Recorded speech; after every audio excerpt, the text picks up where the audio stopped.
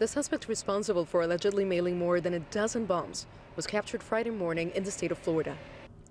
Many of the devices were sent to well-known figures associated with the Democratic Party, including 2 former presidents, a former vice president, a former secretary of state, a current member of Congress, and other prominent supporters. Cesar Sayek was arrested in an auto parts store. The head of the FBI said the agency used a fingerprint to help identify the suspect. They uncovered a latent fingerprint from one of the envelopes containing an IED that had been sent to Congresswoman Maxine Waters. We have confirmed this fingerprint is that of Cesar Sayek. There is also a possible DNA connection between samples collected from pieces of 2 different IEDs mailed in separate envelopes and a sample previously collected from Sayek in connection with an earlier arrest down in Florida.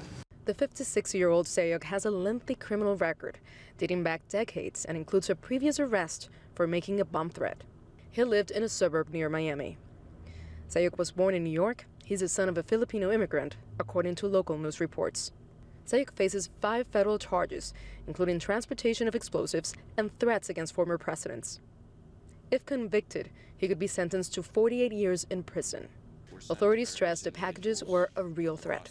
Each device consisted of roughly 6 inches of PVC pipe, a small clock, a battery, some wiring, and what is known as energetic material, which is essentially potential explosives and material that give off heat and energy through a reaction to heat, shock, or friction.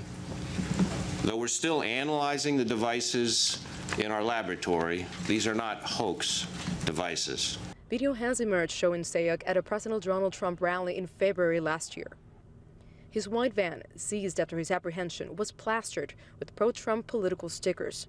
In his first remarks since Sayek was apprehended, Trump made a call for unity. But the bottom line is that Americans must unify, and we must show the world that we are united together in peace and love and harmony as fellow American citizens. We must never allow political violence to take root in America. The Department of Justice gave no indication if there are other potential suspects. It's all part of an ongoing investigation. The Twitter account of Cesar Sayek reveals an individual obsessed with the Democratic Party, especially with Andrew Gillum, Florida's Democratic nominee for governor. Over the 5 past days, he's posted 22 images of this politician, calling him a socialist and a failed mayor. For now, Sayek will remain at this federal prison here in Florida.